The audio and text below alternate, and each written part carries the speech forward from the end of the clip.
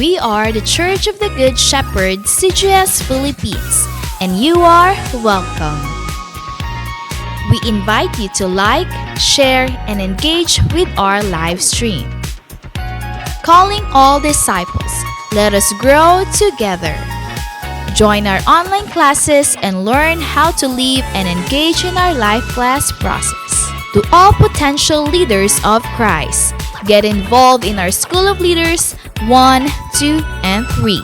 Prayer is our weapon. Be part of our daily morning prayer every day at 5 o'clock. Corporate morning prayer via Zoom every first Friday of the month. In-person corporate prayer every last Monday of the month. Leaders of this generation, engage in our leaders meeting with our senior pastor, Pastor Rami Hinares Jr., every Tuesday at 7 p.m. Indeed, we are unstoppable, and the church is getting bigger.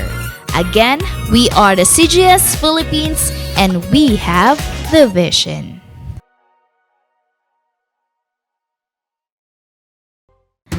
The Church of the Good Shepherd, CGS Philippines, is a vision-driven church committed to manifest and apply the G12 core values.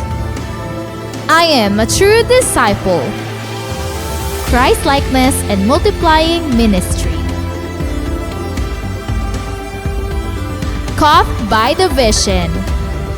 Understand, live, and transmit the vision. Committed to sell life.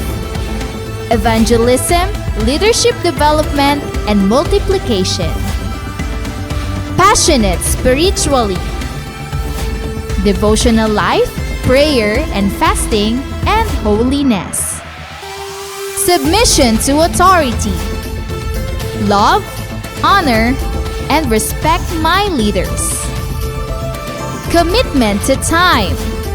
Manage and invest my time for the kingdom. Lifelong relationship. Accountability and responsibility. I love equipping and training. Training is my happy hour. I am a leader of 12 disciples. I am born to multiply. Accomplishing church goal setting. I support, help, and fulfill the goals. I want to see my church grow. Pray, work, and invest. The importance of young people. I will prepare the next generation.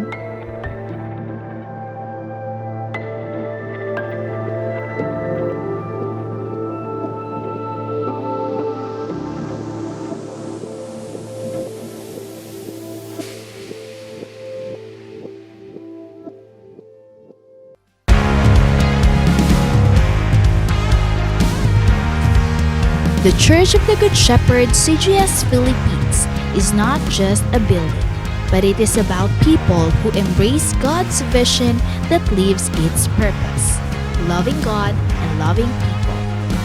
Previous years might be tough years due to the pandemic, but because of God's faithfulness to His church, the vision became even clearer and the calling of His disciples became louder. Through our online platforms, unexplainable breakthroughs become possible, and the church grows bigger and greater. With the help of God's vision manifested to His disciples and leaders, winning people became unstoppable, not just here in the Philippines, but also all around the world. Disciples, leaders, and pastors in different churches became one in spirit to continue to rise up and expand the territory of God's kingdom. As we celebrate and worship the Lord, more than 1,000 disciples woke up early at 6 in the morning for our online simbahay. And to further develop them, more people were involved in the process of discipleship. First in life class, where they learned how to live a life according to the will of God. After life class, To continue the works of God's vision, disciples were trained and equipped through the School of Leaders 1, 2, and 3. Truly, God is faithful and He will not let the church stay ordinary. This year, as the vision goes further, some of the pastors and leaders began to go to the places reached by our online platform. Together with Pastor Rami and Pastor Adele, the church visited some places in the Philippines to connect and expand God's kingdom, the church, and His vision. All these things happens because pastors, leaders, and disciples in different churches and places are committed to prayer every morning and evening. The vision will never stop, and His people will never be silent. It is true, the latter house is greater than the former, for we are the church of the Good Shepherd, and we have the vision.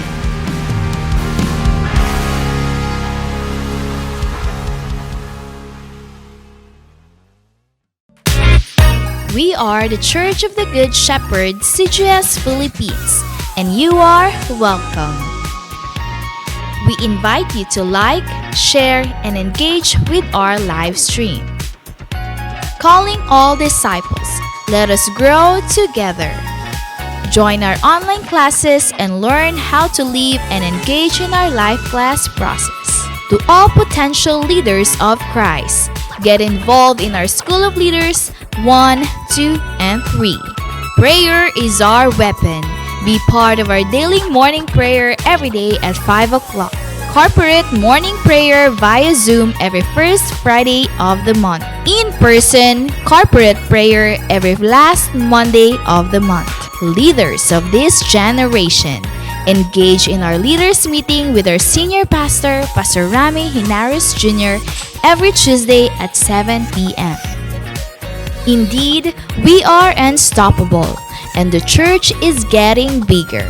Again, we are the CGS Philippines, and we have the vision.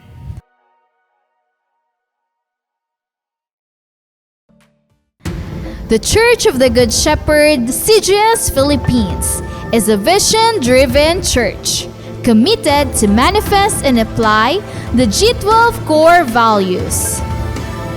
I am a true disciple. Christ-likeness and multiplying ministry. Caught by the vision. Understand, live, and transmit the vision. Committed to sell life. Evangelism, leadership development, and multiplication. Passionate spiritually. Devotional life, prayer and fasting, and holiness.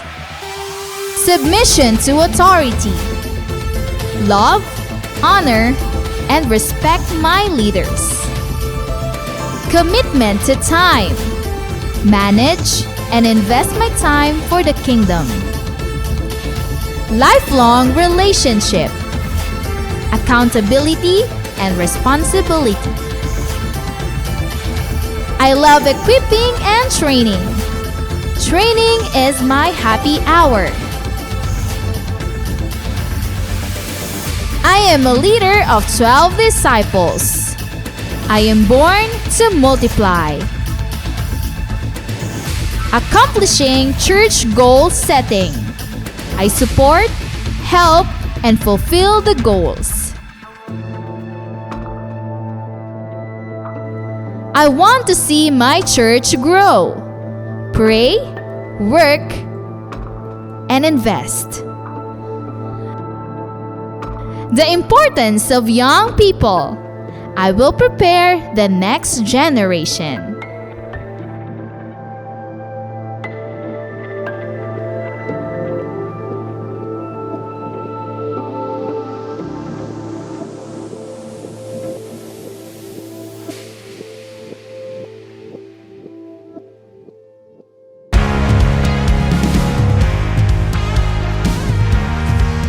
The Church of the Good Shepherd, CGS Philippines, is not just a building, but it is about people who embrace God's vision that lives its purpose, loving God and loving people. Previous years might be tough years due to the pandemic, but because of God's faithfulness to His church, the vision became even clearer and the calling of His disciples became louder. Through our online platforms, unexplainable breakthroughs become possible, and the church grows bigger and greater. With the help of God's vision manifested to His disciples and leaders, winning people became unstoppable, not just here in the Philippines, but also all around the world. Disciples, leaders, and pastors in different churches became one in spirit to continue to rise up and expand the territory of God's kingdom. As we celebrate and worship the Lord, more than 1,000 disciples woke up early at 6 in the morning for our online simbahay. And to further develop them, more people were involved in the process of discipleship. First in life class, where they learned how to live a life according to the will of God. After life class, to continue the works of God's vision, disciples were trained and equipped through the School of Leaders 1, 2, and 3. Truly, God is faithful and He will not let the church stay ordinary. This year, as the vision goes further, some of the pastors and leaders began to go to the places reached by our online platform. Together with Pastor Rami and Pastor Adele, the church visited some places in the Philippines to connect and expand God's kingdom, the church, and His vision. All these things happens because pastors, leaders, and disciples in different churches and places are committed to prayer every morning and evening.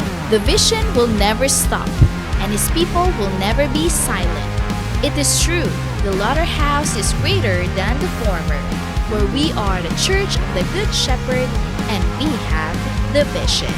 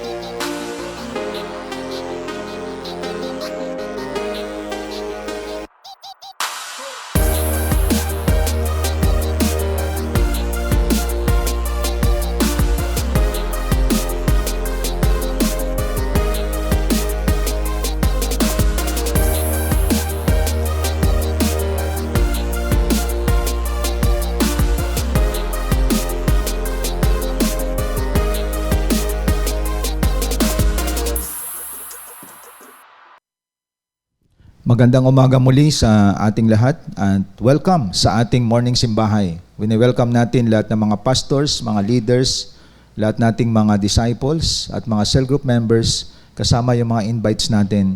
Good morning and welcome po sa ating lahat, Luzon, Visayas at Mindanao.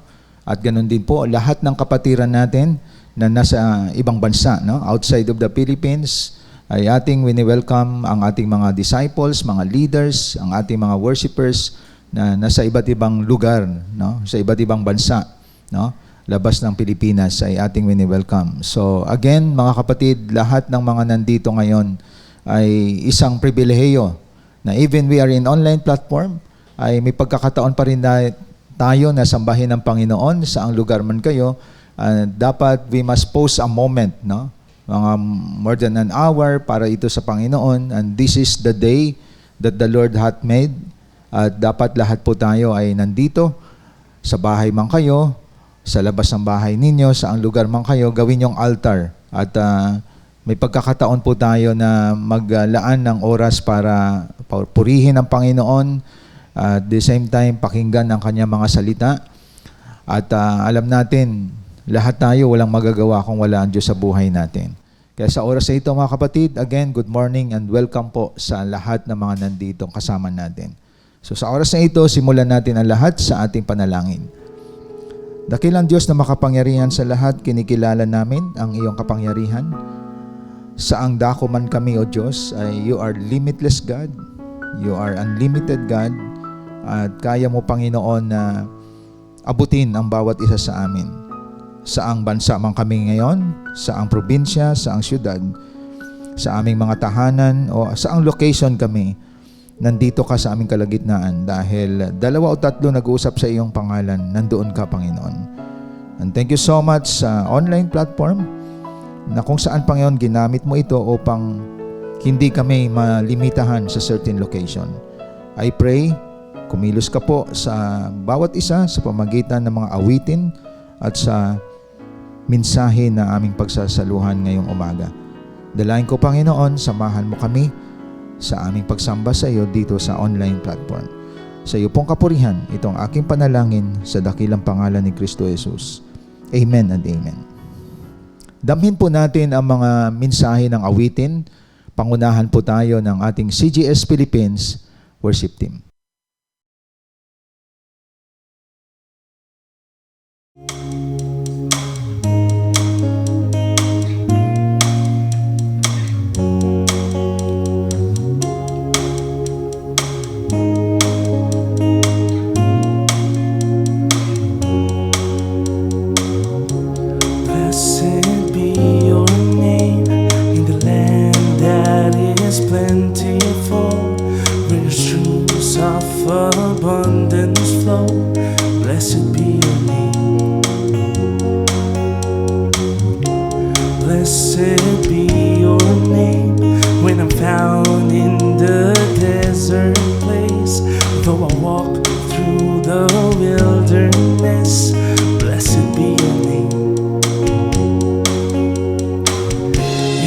Blessing you pour out, I'll turn back to praise. When the darkness closes in, Lord, still I will say, blessed be the name of the Lord. Blessed be your name. Blessed be the name of the Lord. Blessed be your glorious name. Blessed be your name when the sun's shining down on me, when the world's all as it should be. Blessed be your name. Oh. Blessed be your name on the road marked with suffering, though there's pain in the offering. Blessed be your name. Every blessing you pour out, I'll turn back to praise. When the darkness closes in, Lord, still I will say, blessed be the name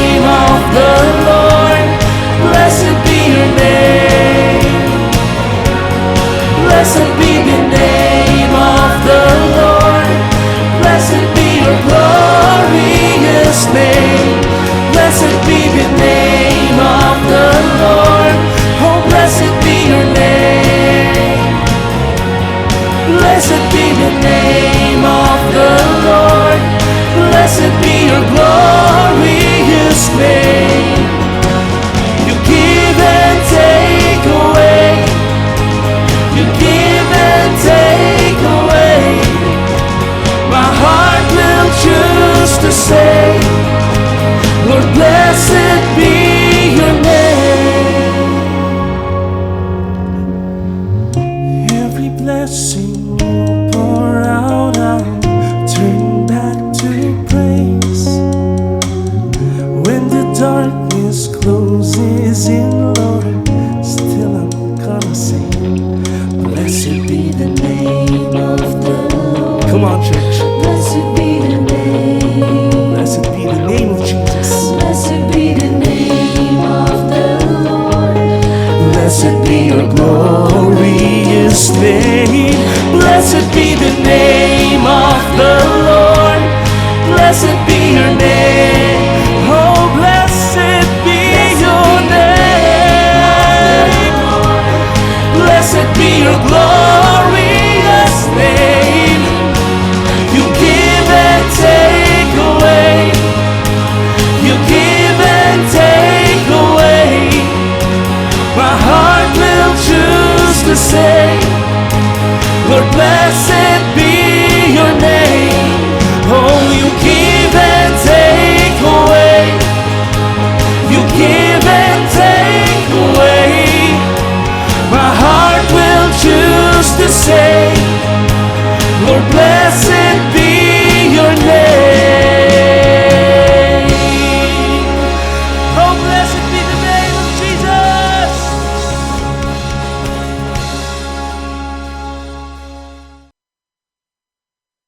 Nagpapasalamat po tayo sa mga mensahe na kung saan sama-sama nating sinamba ang Panginoon. Thank you sa CGS Philippines Worship Team. At ngayon ang ating mga notebook at ballpen at higit sa lahat ang mga Bible po natin ay ating pong ihanda sa oras na ito upang ating bigyan ng oras ang ating Diyos na buhay bago pa man ang ibang mga bagay. Sa umagang ito, ang ating pag-usapan ay isa ito sa napakahalaga na bigyan natin ng pansin. Maari ang iba ay unconsciously dito tayo patungo at maari ang iba sa atin ay nahulog na dito. That is why importante na isa sa tandaan natin sa mensaheng ito, ibalik natin ang puso at isip natin na lahat na meron tayo galing sa Diyos. Wala tayong pinoposes na hindi mula sa Lord.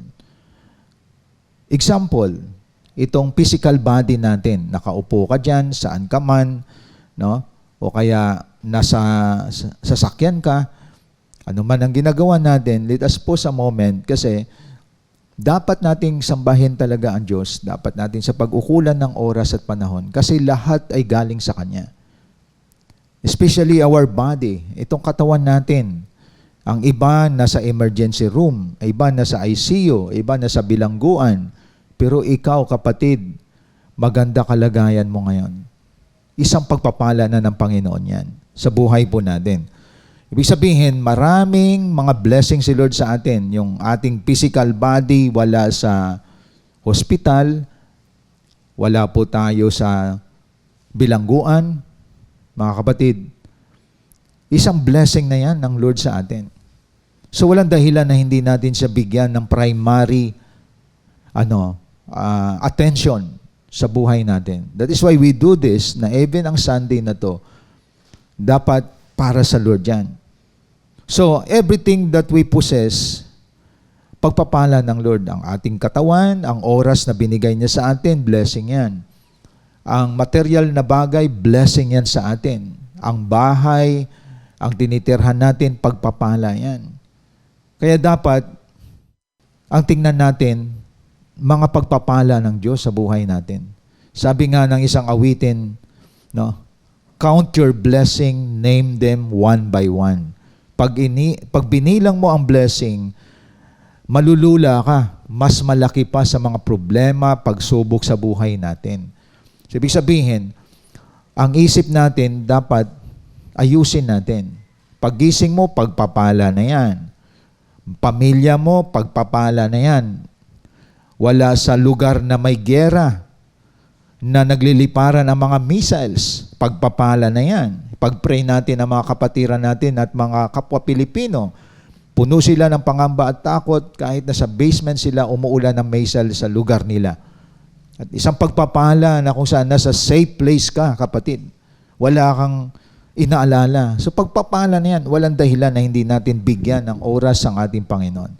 Kaya lang, anumang pagpapala meron tayo, no? Isang blessing yung isang lugar na kung saan nasa safe place ka, wala ka sa gera. Isang blessing yon na wala ka sa hospital, wala kang malubhang sakit, gumagaling ka, pagpapala na yon. May kakayahan kang kumain ng 3 beses sa isang araw, minsan 5 pa. Wala ka sa lansangan na walang matitirhan, walang makain. So, hindi ka kawawa, kapatid. May nasisilungan ka. Kaya tingnan natin, as we go on sa journey natin, Kristiyano ka man, believer ka, attender ka, invite ka, disciple ka, leader ka, pastor ka, tandaan natin, para ito sa buhay po natin. At ang mensaheng ito ay isang pag-iingat sa ating paglilingkod sa Panginoon. Isang bagay na ingatan natin, baka nasilo na tayo dito, na-trap na tayo. That is why our theme sa oras na ito, the danger of mishandling God's blessing. So, hindi ko nababasahin yung text, didiretso ko na to sa point natin. Kasi diyan tayo kukuha, no? Sa text na yan. Ang panganib sa hindi mahusay na paghawak ng pagpapala ng Diyos. So, ibig sabihin, simplified natin sa ating termino para mauntawaan natin. Ibig sabihin, may mga pagpapala sa buhay natin. Pag na-mishandle natin to, mawawala po to sa atin. Ang pagkakaroon ng anak, pagpapala yan.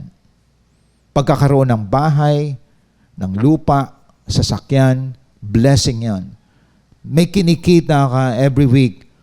May natatanggap kang salary, kinsinas, katapusan. Blessing po yan, mga kapatid. Kung may pension ka man dahil retired ka na, pagpapala din yon.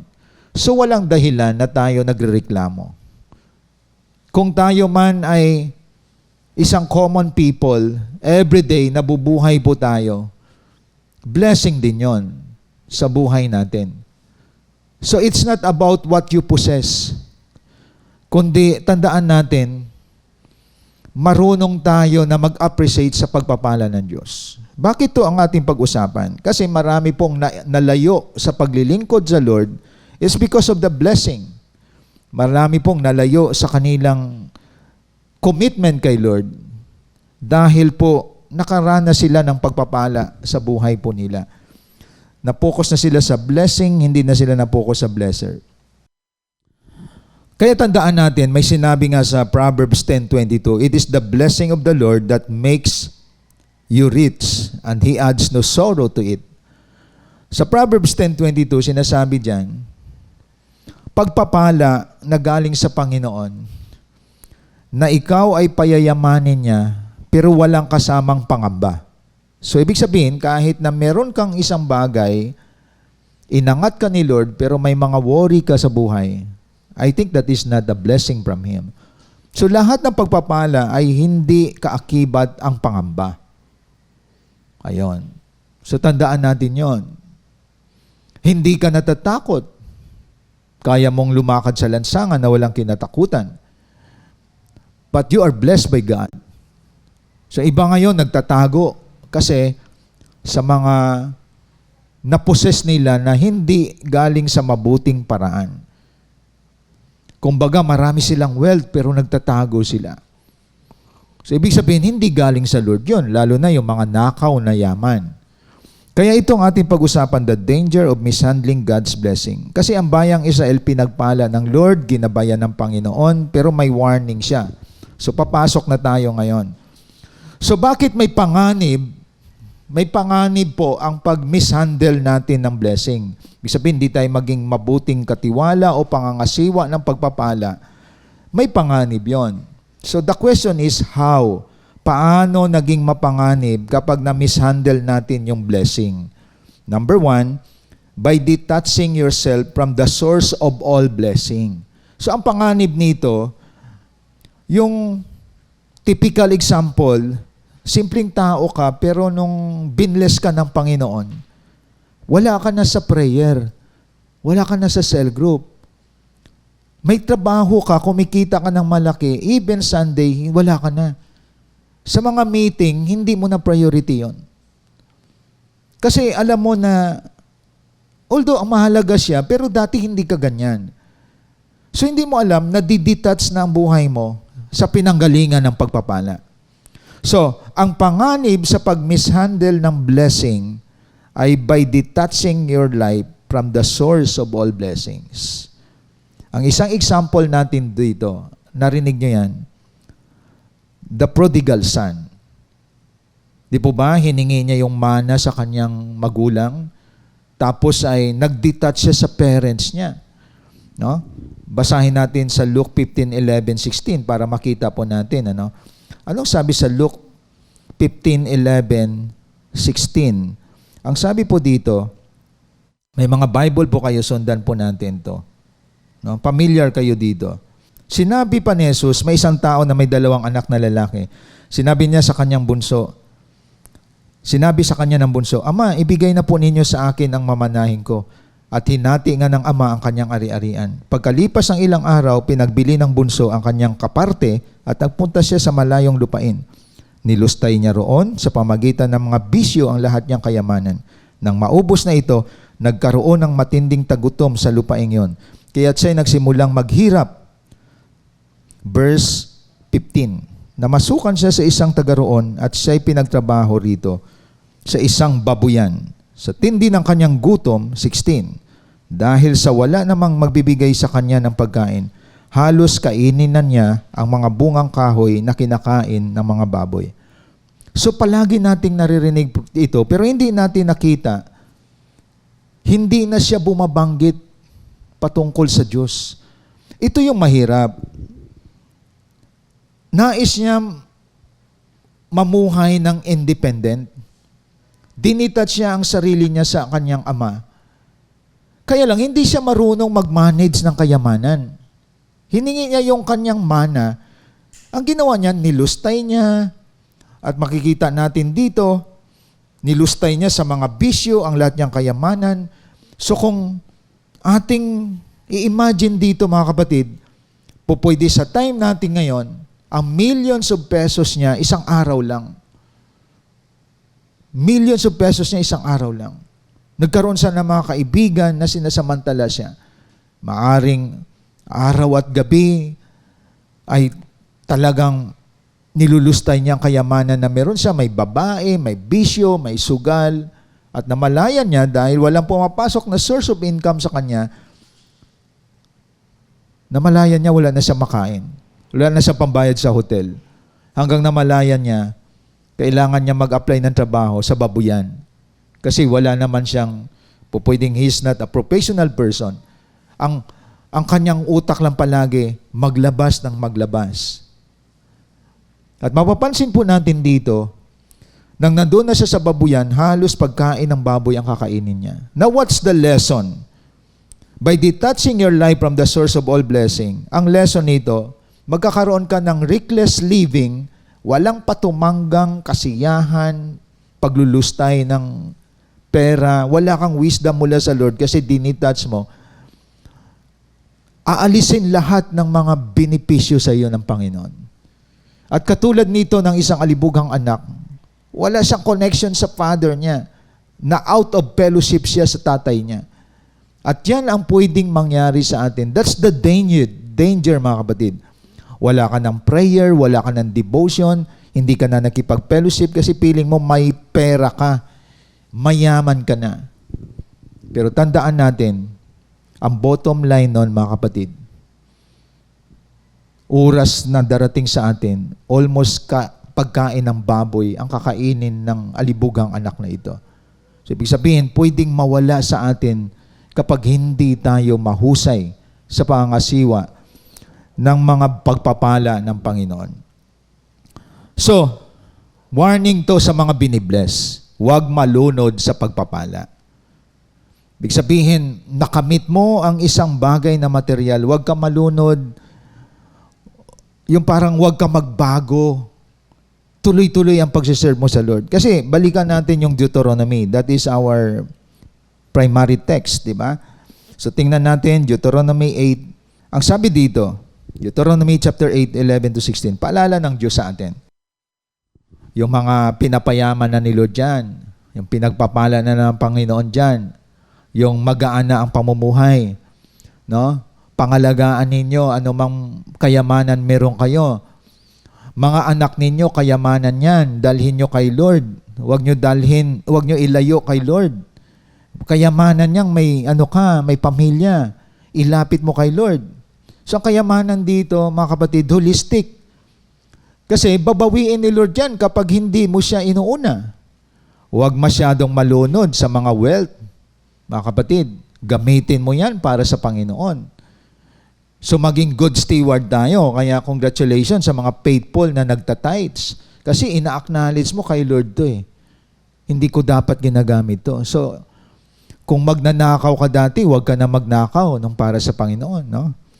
Kasi marami na magnanakaw sa ating bansa, mga kapatid. Kaya itong paalaala ng Lord sa atin. Sa verse 11, Deuteronomy 8:11, huwag ninyong kalilimutan si Yahweh na inyong Diyos. Sundin ninyo ang kanyang mga utos at mga tuntunin. Kung kayo'y namumuhay na ng sagana, nakatira na sa magagandang bahay. That's the warning. Huwag mong kalimutan ang Diyos, si Yahweh. Namumuhay ka na ng sagana, nakatira na sa magandang bahay, at marami ng alagang hayop at marami ng naipong pilak at ginto. See? So pwede natin to sa contemporary time natin, marami ka ng sasakyan at marami ka ng naipong kayamanan, pilak at ginto. Huwag kayong magmalaki. Huwag ninyong kalimutan si Yahweh na nagpalaya sa inyo mula sa pagkaalipin sa bansang Ehipto. So kung i-simplified natin, huwag kang magmalaki dahil ang kalagayan mo dati na sa Ehipto ka. Ang Ehipto nagre-represent ng poverty. Galing ka sa hirap ng buhay, pinagpala ka ng Panginoon, huwag ka magmalaki. Na as if that is your confidence in life. Di po ba? Kumbaga kung nakatapos ka ng pag-aaral at nakakita ka ng magandang trabaho, lumingon ka sa pinanggalingan mo. Ang wisdom, knowledge ay galing kay Lord. Binigyan ka niya ng magandang trabaho, kumikita ka ng malaki. Huwag ka magmalaki. No? Walang pwedeng magmalaki sa ating, galing lahat yan kay Lord. Sabi dito, tuloy ko po, verse 14, huwag ninyong kalilimutan si Yahweh na nagpalaya sa inyo mula sa pag-alipin sa bansang Ehipto.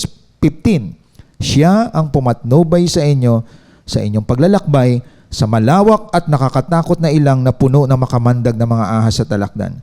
Nang wala kayong mainom, nagpabukal siya ng tubig mula sa isang malaking bato. Kayo'y pinakain niya roon ng mana, isang pagkaing hindi ninyo kilala. Pinaranas niya kayo ng hirap para kayo'y subukin at turuang magpakumbaba. Ang lahat ng iyo'y sa ikabubuti rin ninyo. So ang lesson nito, kapag binibless ka ni Lord, inaangat ka ni Lord, you can buy what you want. Huwag ka magbago. Huwag ka magmalaki. Huwag ka magmataas. Dapat may wisdom ka na ito galing sa Lord to.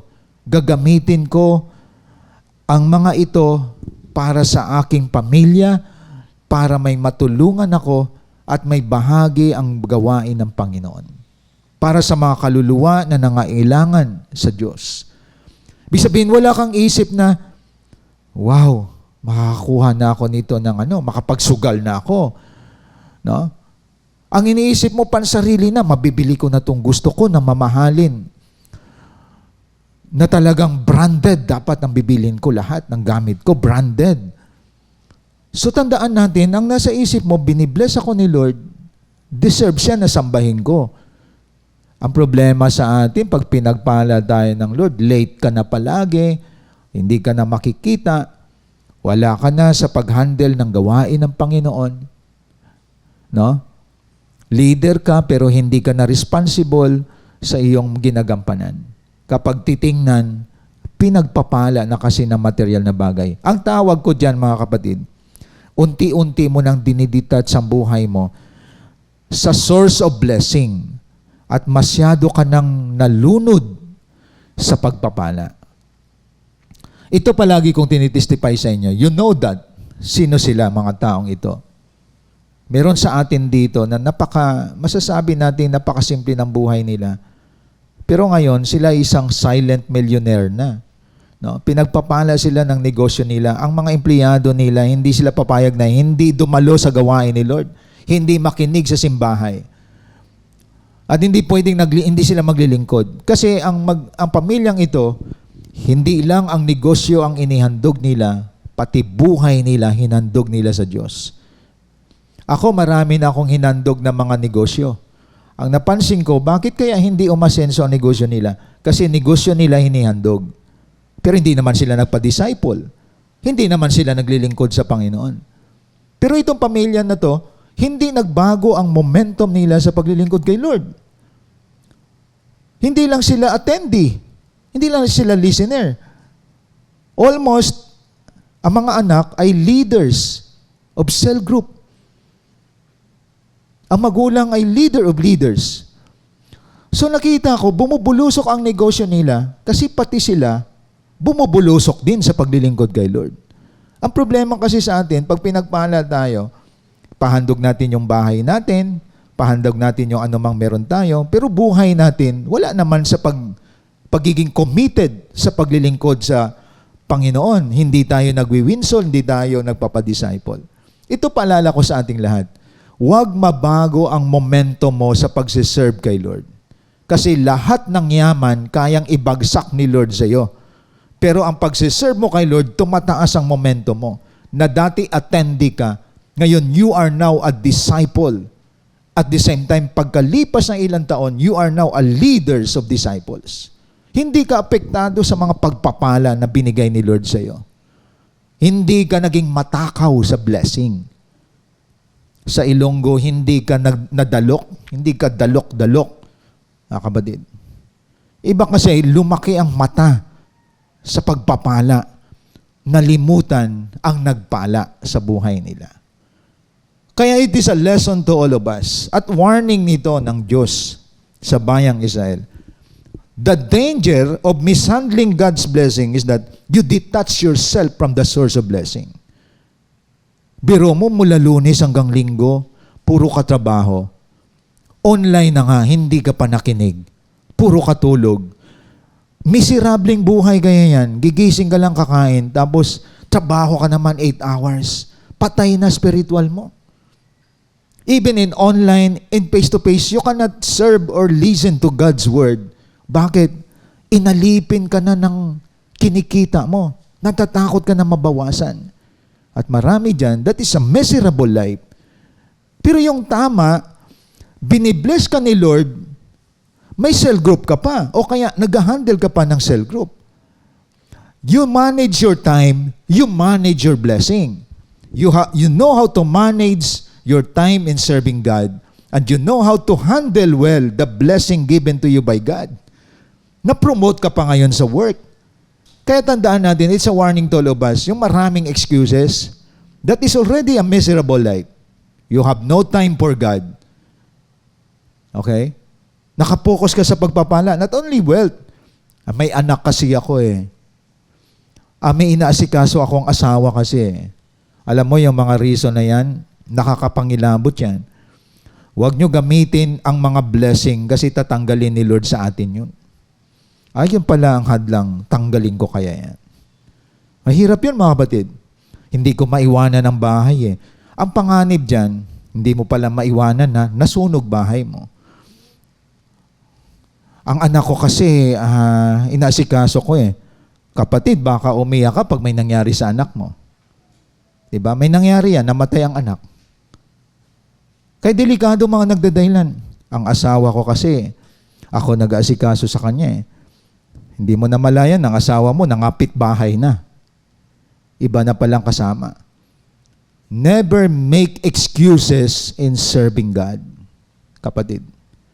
Everything that we have, living things or non-living things, tao man yan o material, pagpapala ng Lord sa atin yon. Pero yung momentum mo sa serbisyo mo kay Lord, hindi mawala dapat. Anong sabi dito? Huwag ninyong kalimutan si Yahweh na inyong Diyos. Kaya ang panganib of mishandling God's blessing, naging irresponsible ka sa mga pagpapala, wala ka ng oras sa mga gawain ng Diyos. Palagi ka naghabol. O sige sis, habol ako. Leader ka pa naman. O kaya disciple ka pa naman. Habol ako. So puro ka habol. Kaya pati pagpapala, hinahabol mo na din, hindi mo na maabot.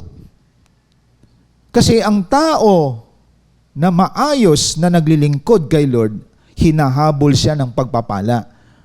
Pero ang momentum niya sa paglilingkod niya kay Lord, lalo siyang fruitful. At lalong naging fruitful ang negosyo niya, ang trabaho niya, napopromote pa siya, ang negosyo niya. Bakit? Napakatindi ng principle natin, mga kapatid, huwag niyo baguhin yung Matthew 6:33. If you seek first the kingdom of God and His righteousness, spiritual ang una, and all the material things will be added unto you. Iba baliktad eh. Seek first the job. Seek first the material things.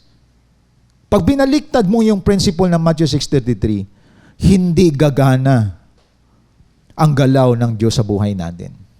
Kaya dapat is a reminder to all of us, warning sa atin na huwag tayo mahulog sa trap of the enemy of mishandling God's blessing.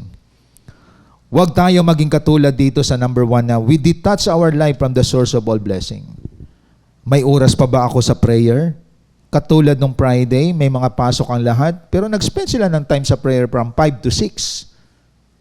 Naka-attach ang buhay nila sa Lord palagi.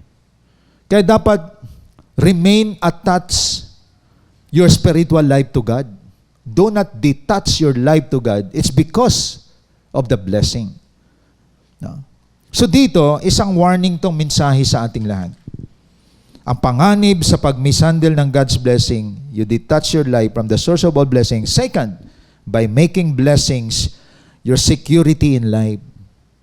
Kumbaga sa kanila, seguridad na nila sa buhay ang pagpapala. Kaya minsan yung kayamanan ng iba, hindi pa kontento sa isang maleta, isa pang maleta ang gusto nila kasi that is their security. Biro mo mga kapatid, no? Ang usapan ngayon ay kakaiba na, nagle-level up na. At ang iba talagang pakapalan na to, no? Bakit? Kasi ang sandigan nila kasi pera sa lapi, kwarta. Ayun. Nawala na yung integrity, nawala ng dignidad. At yun ay gawain ng sanlibutan, mga kapatid. So, mapapansin natin, ang warning dito sa atin, by mishandling God's blessing, ginawa mo siyang security sa buhay. Ang security ng buhay natin is our God. No? Deuteronomy chapter 8, tuloy natin yon. Tuloy natin sa verse 17 to 18. Anong sabi Deuteronomy 8, 17 to 18? Huwag ninyong iisipin na ang kayamanan ninyo'y bunga ng sariling lakas at kakayahan. So huwag mo isipin na yung kayamanan nagbibigay ng lakas sa iyo, ng kakayahan. Billionaire ka man, trillionaire ka man, o sino ka man, pag ginusto ni Lord na kunin buhay mo, hindi mo masasamang kayamanan na yan. Maraming namatay na ang yayaman, naging walang kwentang kayamanan nila. So don't make the blessing your security in life. So ito, warning sa atin. Ang mga tao na na-mishandle ang pagpapala, paano nila na-mishandle? By making blessings your security in life. Hindi siya nagdudugtong ng buhay ang kayamanan. Kaya sabi dito, wag ninyong isipin yan. Tuloy natin verse 18. Subalit, alalahanin ninyong si Yahweh na inyong Diyos ang nagbibigay sa inyo ng lakas upang yumaman kayo. See? Itong strength natin, physical natin, nakapagtrabaho ka, may galing ka sa trabaho mo, Diyos ang nagbigay ng lakas yan. Kumikita ka ng malaki, si Lord nagpayaman sa iyo. Hindi ikaw. So ang kayamanan na yan, pagpapala ni Lord, pero ang security ng buhay mo sa Kanya. Kasi sabi dito, alalahanin ninyo, Diyos ang nagbibigay ng lakas upang yumaman kayo. Ginagawa niya ito bilang pagtupad niya sa kanyang pangako sa inyong mga ninuno. Grabe si Lord, di po ba? Ibig sabihin, kung mapapansin mo dito, oo nga naman. Paano kung paralyzed ka? Hindi ka na makapagtrabaho. Kung may sakit ka, bedridden, hindi ka na kumikita ng malaki. So, ibig sabihin, kung mahusay ka sa trabaho, 24/7 binubuhay ka ni Lord, kumikita ka ng malaki, ang source pa rin ang Diyos. Matalino ka, pwede namang tanggalin ni Lord nung wala kang maisip, wala kang maalala eh. So pati pag-iisip natin, may control ang Diyos diyan. Kaya wala ni 1% na katiting na mula sa atin. Galing sa Lord. Ang mahusay ka mag-isip, paano yumaman, healthy ka sa mga kinakain mo, pero ang Diyos ang nagbibigay ng buhay niyan, mga kapatid. Kaya don't make blessing your security in life. Our security in life is God. So, another illustration sa Luke 12:16-21. Kaya sa tinawag na mayaman na hangal. Alam nyo, security niya kasi yaman eh. Luke 12:16-21. Anong sabi sa Luke 12:16-21? Ang sabi po dito, 16-21. Mayaman na siya. Alam nyo, yung yaman niya, hindi man lang niya naisip, makakatulong ako sa mga nalindol, nakakatulong ako sa naabot ng kalamidad, matutulungan ko man lang ang church. Ibibless ko ang church. Ibabahagi ko para sa church para lalong mag-propagate ang gospel. Hindi. Anong isip ng mamang ito? Sa Luke 12:16. So simulan natin sa 16. Isinalaysay ni Jesus ang isang talinghaga, isang mayaman, umani ng sagana sa kanyang bukirin. Kaya sinabi niya sa sarili, anong gagawin ko ngayon? So hindi niya alam how to manage. Wala na akong paglagyan ng aking mga ani. So sabi sa verse 18, alam ko na, ipagigiba ko ang aking mga kamalig, magpapatayo ako ng mas malalaki, doon ko ilalagay ang aking ani at ibang ari-arian. Pansinin niyo, puro sarili, puro ko. Di ba? Pagkatapos, sasabihin ko sa aking sarili. So pati sarili niya, kinakausap niya. Sasabihin ko sa aking sarili, marami ka nang naipon? So dalawa lang sila nag-uusap. Sarili niya. No? Siya lang. Marami ka nang naipon para sa mahabang panahon, magpahinga ka na lamang. Kumain, uminom, magpasarap sa buhay. Pansinin nyo, wala sa naisip, pinagpapala ako ng Lord. Magpapatayo ako ng isang building para sa church. Ang mga miyembro na kinakapos, bibigyan ko ng hanap buhay. Wala sa kanya yon. Ang mga less fortunate na tao, may kapansanan, bibigyan ko ng tulong. Wala, para lang sa sarili niya. Magpapatayo ako ng mas malaking bodega, iipunin ko yon. Kaya gagawin ko na lang, kumain, uminom, magpasarap sa buhay. Hindi man lang niya naisip na imbitahan ko ang lahat ng mga cell members, lahat ng mga leaders, para i-bless sila. Wala sa kanya yon. Siya lang. Biro mo, naganda siya sa sarili lang niya. No? Verse 20, ngunit sinabi sa kanya ng Diyos, anong tawag ng Lord sa mga taong makasarili? Hangal. Sa gabi ring ito, babawian ka na ng buhay. Kanino ngayon mapupunta ang mga inilaan mo para sa iyong sarili? Ganyan ang sasapitin ng sino mang nag-iipon ng kayamanan para sa sarili, ngunit dukha naman sa paningin ng Diyos. Very clear ang Bible. Kung ikaw ay makasariling tao, yumayaman ka para lang sa sarili mo. You don't think of other people. You don't think of helping the church. Wala kang malawak na kaisipan. Naging self-seeking o naging self-centered ka, Hindi makasarili ka. Ipon ka lang sa sarili mo. Ang masaklap dito, pinakita ni Lord, hangal. Dukha ka sa paningin ng Diyos. Ngayong gabi kukunin ko ang buhay mo. Ayon.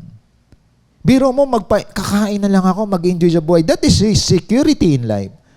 Naging security niya sa buhay yon.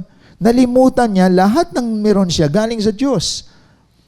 At maraming ganyan sa time natin ngayon. Mayabang pa yan. Wala akong oras dyan sa gawain na yan. Hindi ako yayaman dyan. Istorbo yan sa buhay ko. No? May kadil pa ako dyan. So pasensya na kayo. Baka makadalo ako pag maluwag lang ang oras ko dyan. Kaya pala marami namamatay. Ibig sabihin, lahat ng meron tayo galing sa Lord. At kapag nakita ni Lord na wala ka namang silbi para sa Kanya, ang tawag ni Lord, hangal, kukunin ko sa iyo sa oras na ito ang aking binigay na buhay sa iyo. Itong buhay na to, nakaka-inhale, exhale tayo. Sa Diyos galing to. Hindi to dahil sa mga yaman na meron ang bawat isa. Sa Diyos to galing. So ano mang hawak mo ngayon na salapi, pera o kwarta, sa Diyos din galing yan. Dahil binigyan ka niya ng talino. So dapat pag hinawakan mo yan, Diyos talaga nasa utak mo palagi. May bahagi ang Diyos, may bahagi ang mga naglilingkod sa Panginoon, may bahagi dito ang aking pamilya, may bahagi dito yung mga tao na walang kakayahan. Ibig sabihin, you know now, no? How to segregate the wealth that you have. Hindi yung pag may hawak ka, wow, nakakain ako sa 5-star hotel. Wow, makakagala na ako. Wow, mag-i-enjoy ako. Puro na, mainom ko ng mamahaling wine. Ayon. May napuntahan nga kami na isang malaking mall. May wine pala ng halaga 80,000. Grabing wine yun, 80,000, no? So tingnan mo yung kaluhuan ng tao, mga kapatid. At because of this, marami ang napariwara dito. Kaya tandaan natin, everything that we have, blessing ni Lord, we know how to handle that.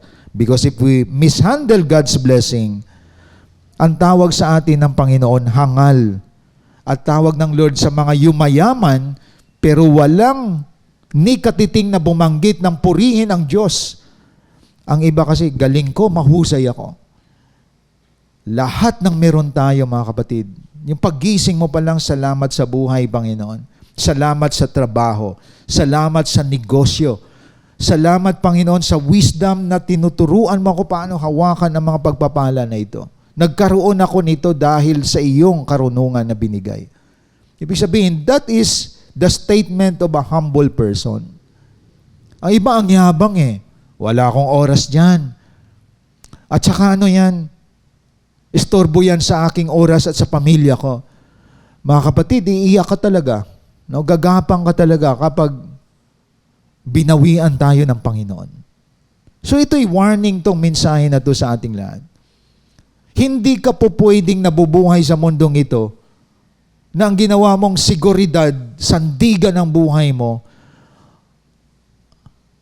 ay yung mga yaman. Hindi po yan security ng buhay. Kaya tingnan niyo mga mayaman, may guardian na, sangkatutak ang guard na mamatay pa din. Hindi namatay dahil sa may banta sa buhay niya, kundi namatay dahil kinuha na talaga ng Lord. Ginusto na ng Panginoon na kunin. Kaya isang warning sa atin to. No? Manage the blessing of the Lord well. Dahil kung hindi, mapapahamak po tayo. Tingnan nyo nangyari sa mayamang hangal dito. Ginawa niya na security sa buhay niya ang pagpapala na binigay ng Diyos sa kanya. Biro mo, ginawa mong security yun. Hindi mo alam na ang eternal life, that is our security in life. The source of eternal salvation is Jesus Christ. Not the wealth, not the property that we have. Maraming mga bahay ngayon, ang lalaki, nabubulok na lang, wala nakatira. Dahil sa pagiging ganid ng mga tao na hindi nila naisip na mula sa Diyos ang lahat ng yan. Maganda yung nag-iisip ka, magpapatayo ako ng bahay para sa gawain ni Lord. Doon kami magsi-cell group. Ayan. Bibili ako ng sasakyan para sa mga conference, mentoring gagamitin ko kay Lord. Naka-attach si Lord palagi. Pag kumita ako ngayon sa transaction kong ito, ibabahagi ko ang aking ikapo para kay Lord. Connected si Lord palagi. ang ilan sa atin nagkakaroon ng mga binabanggit ko ni ang Panginoon hindi makapasok sa kanyang mansyon. Ni si Lord hindi makasakay sa kanyang sasakyan. At marami sa atin nalunod sa ganyan. Natakaw tayo, mga kapatid. Kaya tandaan natin, kayo na pinagpapala ng Panginoon. Ang utak mo palagi, may bahagi si Lord dito. Our home is a place of prayer. Is a place of cell group. Kaya mga bahay ninyo, ginawa nyo dapat simbahayan. Nakikinig kayo, nandyan si Lord. Biro mo bahay mo, ginawa mong bar, naging inuman ng barkada, naging sugalan ng mga barkada. Biro mo yung bahay mo, ginawa mong chismisan. Punta kayo dito, may kukwento ako sa inyo. Sige, punta kami dyan. I-inform mo kami ha kung ano ang ating pag-usapan. Biro mo, bahay mo, ginawa mong lugar ng chismisan, inuman, sugalan. Dapat ang mga tahanan natin, tahanan ng gawain ng Diyos. Na pag-alis ng lahat, ang presensya ng Diyos na iwan dyan. Kaya itong ating tinatawag online platform, nakikinig ka ngayon dyan, nakaupo ka dyan. Ang salita ng Diyos, kaya nga ng Diyos, nakadugtong ang Diyos niyan.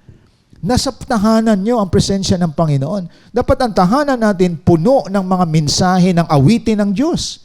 Dapat nagpapatugtog ka ng mga awiting pagsamba sa Panginoon. Kapatid, kasi ang security ng buhay natin is not the wealth, but God. Sasakyan mo pag pinatugtog, gawain ni Lord ang naririnig. Mga awitin na naririnig ay mga spiritual songs. Kaya tandaan natin, warning to sa ating lahat. No? Isang paalala sa atin. Sabi nga sa Haggai chapter 2 verse 8, "Silver and gold are mine, said the Lord." So, ibig sabihin nun, lahat ng mga kayamanan galing kay Lord. So, dapat hindi natin ma-misuse ang blessing ng God. Nagagamit siya. Pastor, paano? Connected si Lord lahat. Bawat bitaw mo ng salapi, konektado si Lord yan. Pangangailangan mo ba yung bibilhin mo o gusto mo lang? Di ba? Dapat iniisip mo, kailangan ko to, bibilhin ko to. Hindi yung ginusto mo lang bumili, mga kapatid. Kailangan ko ng gadget kasi may online kami. Kailangan mo yan. Pero dahil bibili ako ng bagong gadget para naman malinaw ang picture, o kaya bibili ako ng bagong gadget para hindi ako naiwanan. Hindi ako naiwanan sa bago ngayon. So sometimes, ang mind natin, utak ng sanlibutan. Dapat ang utak natin, everything that I have, gagamitin ko to sa Lord. Makaka-expand ba ako sa online kapag may bago akong gadget? Mas mabilis kong kausap ang aking mga disciple. So, ibig sabihin, may reason siya palagi. So, don't make blessing your security in life. Itong paalala sa ating lahat. So, itong mensahe na ito, it's a warning to all of us. May panganib kapag hindi mo na-handle ang pagpapala. Anong panganib? Making blessing your security in life. So, tandaan natin, our security in life is the Lord Jesus Christ. We put our trust on the Lord Jesus Christ. Ang tiwala natin wala doon sa yaman. Ang tiwala natin sa Diyos. Yung tumitibok ang puso mo 24/7, hindi ka makakalimutin 24/7. Sound mind ka 24/7. Naalala mo ang mga dapat mong gawin, blessing ni Lord yun. May mga tao, lutang. Lutang, hindi niya alam kung ano ba ang kanyang dapat gawin. May mga nangyayari nga na nagpark ng sasakyan, pagbalik, hindi niya alam kung saan sasakyan niya. Nalala niyo ba? Delikado yun. No? Kaya yun ang ayaw ko mangyari. Minsan, nagpark ako ng sasakyan, sabi ko, dito ka. Pinicturan ko pa yung ito, ako, nasa B. Pinicturan. Kasi naranasan ko, minsan sabi ko, tanda na ata ako Saan ba yung sasakyan ko? Diba? Kaya alam ninyo, maganda na hindi ka pa makakalimutin. Sabi ko, aging na ata ako, nasaan ba yung sasakyan ko? Ang mahirap, umuwi ka, hindi mo alam na saan yung sasakyan. Diba ba? So blessing you na you have a sound mind. Ang mahirap, nalimutan mo, may asawa ka pala. Mga kapatid, no? Matinding pagkalimot yun. Nalimutan mo na born again ka pala, nasa bar ka. Oh. So tandaan natin, you have a sound mind, matino ka mag-isip. Pagpapala ni Lord yan. No? Pagpapala pa ni Lord yan sa atin. Healthy ang isip mo, healthy puso mo, healthy ang pagkatao mo. Blessing ni Lord yan. Walang dahilan na magreklamo tayo sa Panginoon. Kaya don't make blessing your security in life. Kaya minsan pag nakatuon ka sa mga blessing, nakakalimot ka na mag-pray. Nakakalimot ka ng dumalo sa gawain ng Lord. Nalunod ka sa pagpapala. And it's a warning to all leaders, disciples, followers, lahat ng mga worshipers. The third, this is the third warning to all of us. Ito pala problema pag na-mishandle mo ang mga pagpapala. Paano? By placing greater value on material things rather than spiritual matters. Yung ilalagay mo ba na mas mahalaga ang material kaysa spiritual? Ano sabi sa Deuteronomy 8:19? Balikan po natin yon. Deuteronomy 8:19 to 20. Kapag siya'y tinalikuran ninyo at sumamba kayo sa Diyos-Diyusan, ngayon pa'y binabalaan ko na kayo na malilipol kayo. Grabe warning ni Lord, ano? At ang Diyos-Diyusan dito, kayamanan.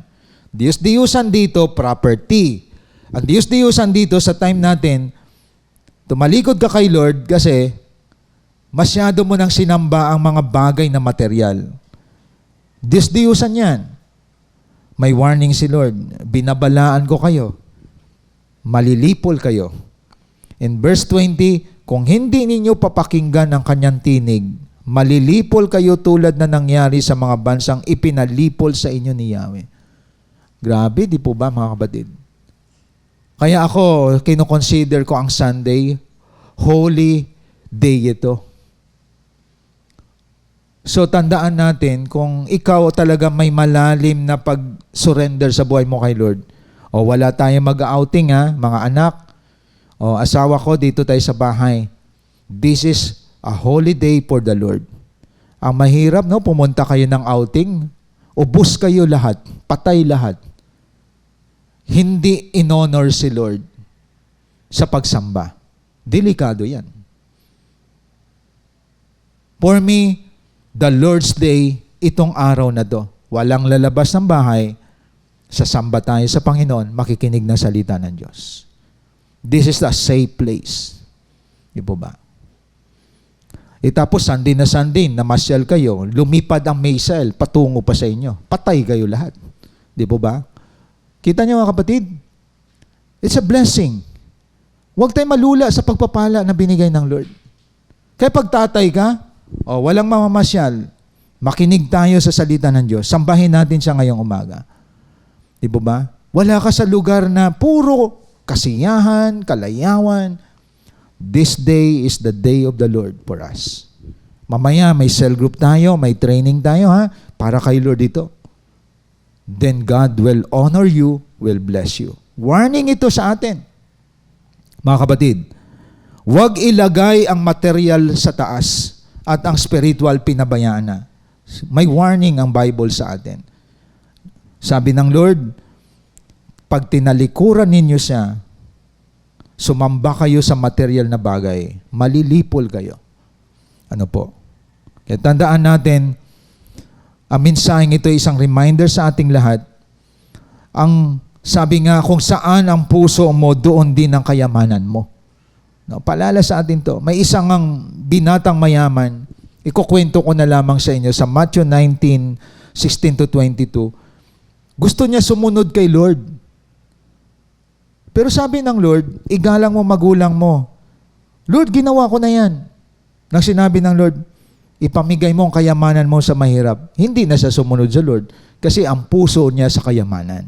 That is in Matthew 19:16 to 22. Lord, ino-honor ko yung parents ko.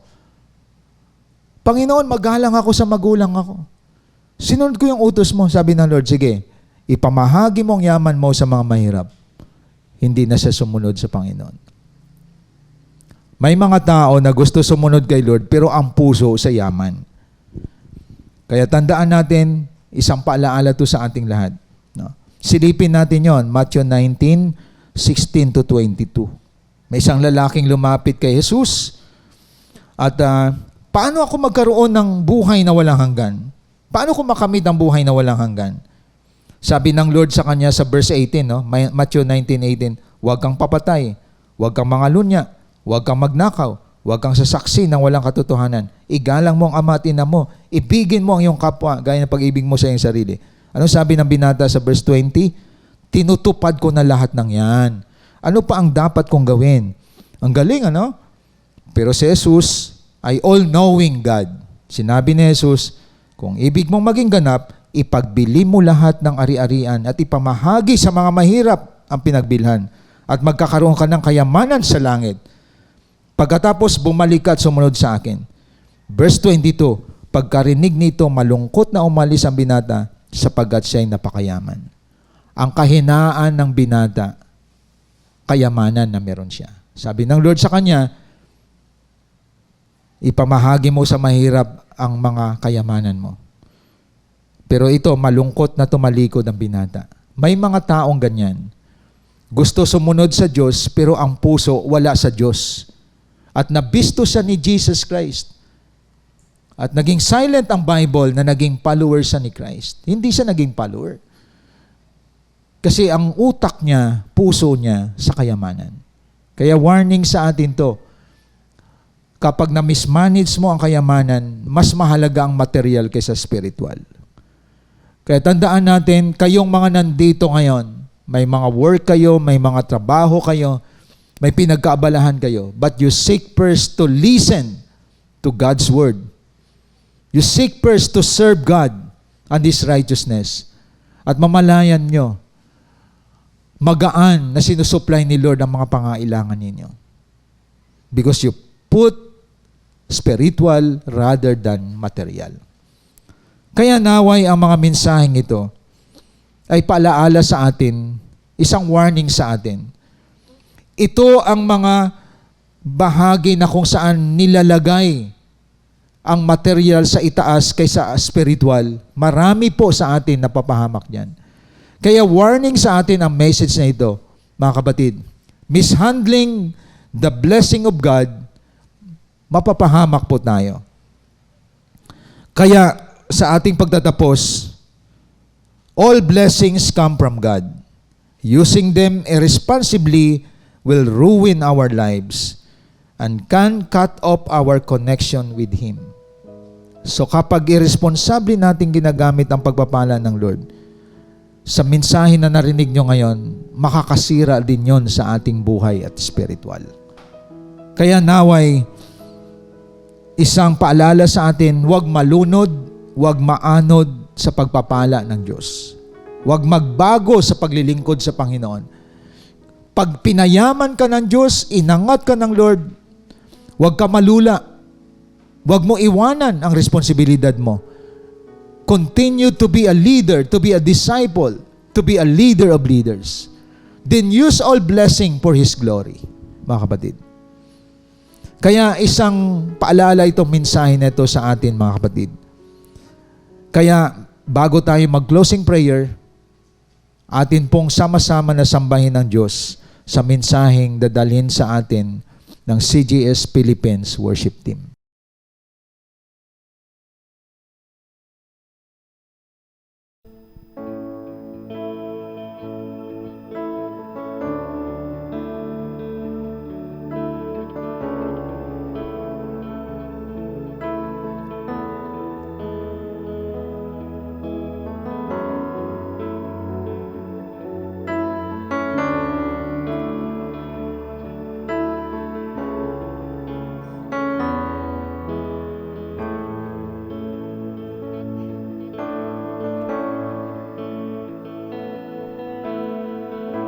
The Lord bless you and keep you. Make His face shine upon you and be gracious to you. The Lord turn His face toward you and give you peace.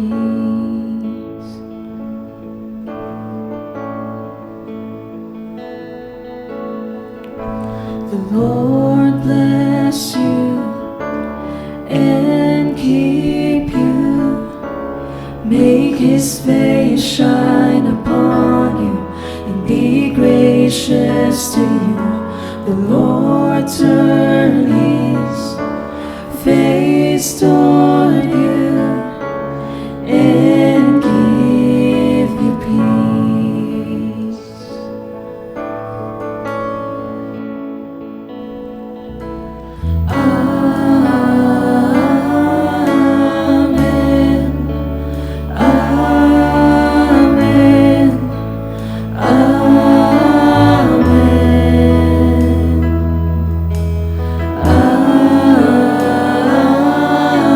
Amen.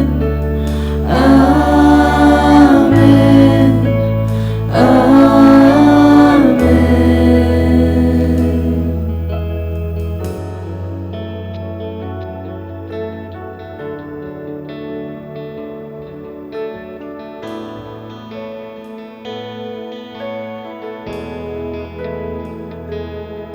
May His favor be upon you in 1,000 generations, in your family, and your children, and the children, and the children. May His favor be upon you in 1,000 generations, in your family, and your children, and the children, and the children. May His favor be upon you in 1,000 generations, and your family, and your children, and the children, and the children. May His presence go before you, and behind you, and beside you, all around you, and within you. He is with you, He is with you in the morning, in the evening, in your coming, and your going, and your weeping and rejoicing.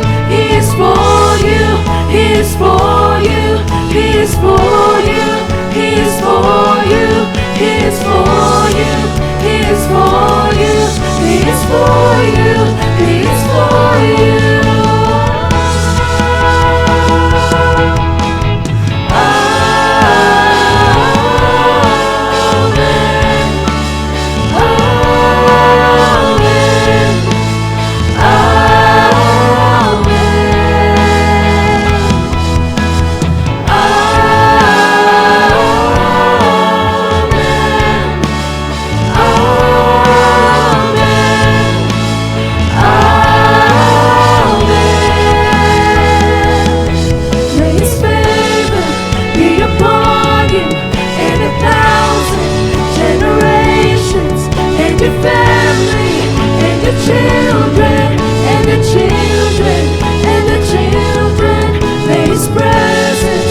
Before you and behind you and beside you, all around you and within you. He is with you, He is with you in the morning, in the evening, in the coming and the going, in the weeping and rejoicing. He is for you, He is for you, He is for you, He is for you. He is for you, He is for you, He is for you, He is for you.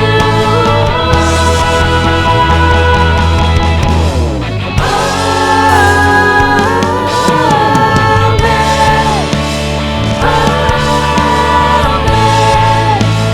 Amen.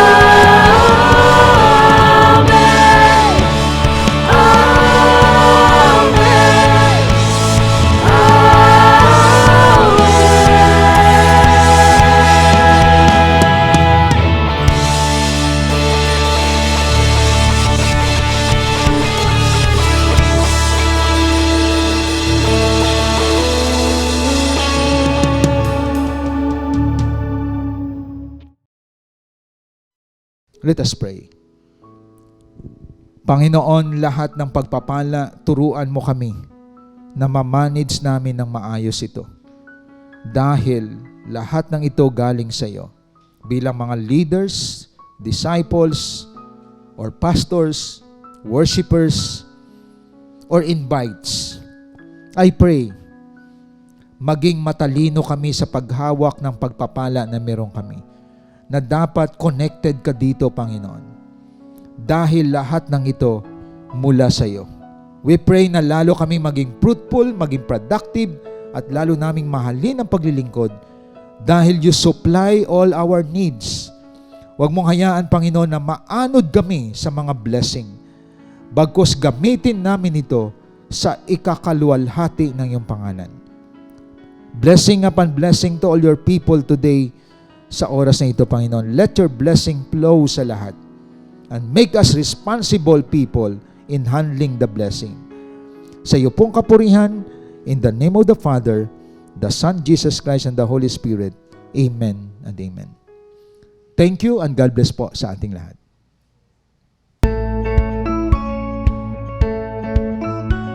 Hope you've been blessed by the message of God today as we continue to extend our calling in loving God and loving people, even in online, and keep you more updated to our journey in God's vision. Connect to us wherever you are.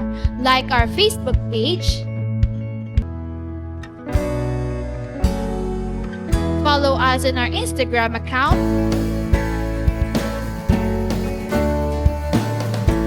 and subscribe to our YouTube channel.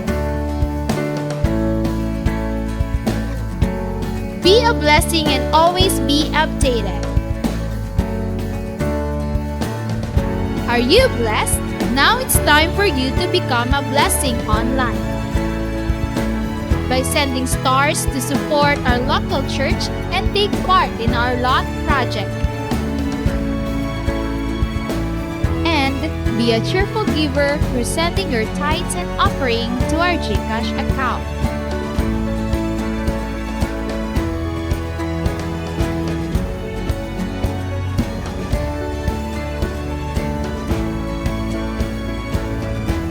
See you on our next online worship.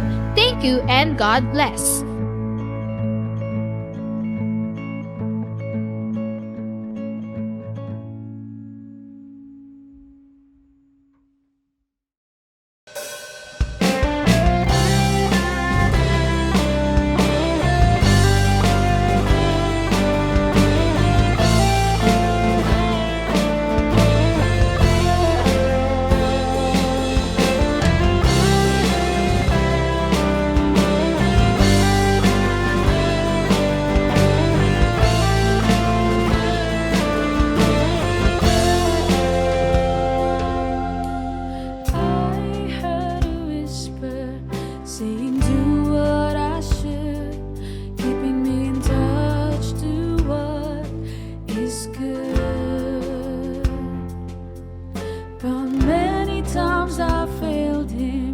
Doing everything I want, doing everything